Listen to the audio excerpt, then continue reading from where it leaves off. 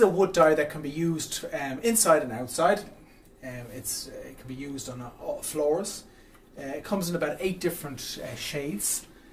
When you're using a wood dye, you have to be very careful. The first thing you have to do is, or the first thing you have to know is, that the pigment separates from the spirits, the methylated spirits. So you have to give it a very good shake, because it separates. And if you don't give it a very good shake, what happens is, you pour it into a container, you're going to get the it'll get darker as you go, because the pigment rests on the bottom, so you won't get a proper accurate shade. So when you've done that, apply it with a lint-free cloth, some sort of lint-free cloth. You can apply with a brush, but when you apply with a brush, it can make an awful mess. As I will demonstrate, I should have a container, but since I have no container, I'll just quickly show what happens when you use a paintbrush. When you use a paintbrush, what can happen is, now it's actually not happening here, but what can happen is the brush strokes. Well, firstly, I'm putting too much on. There's too much on, and it'll leave brush marks.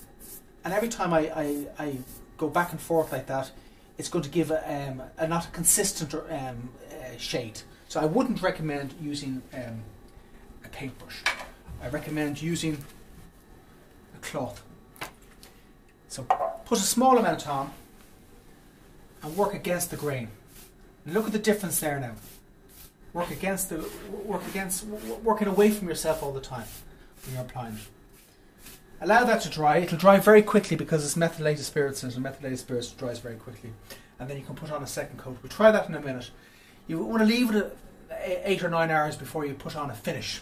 But look at the difference now in the two. That was with a paintbrush, uneven, inconsistent, and there it is with a cloth.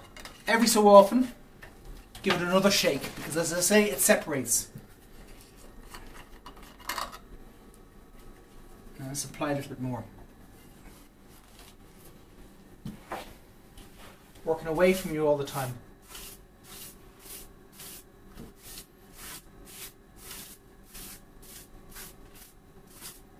Now if you want to allow it to get darker again, you can put a third coat on and a fourth coat on, always allowing it to dry before you put another coat on.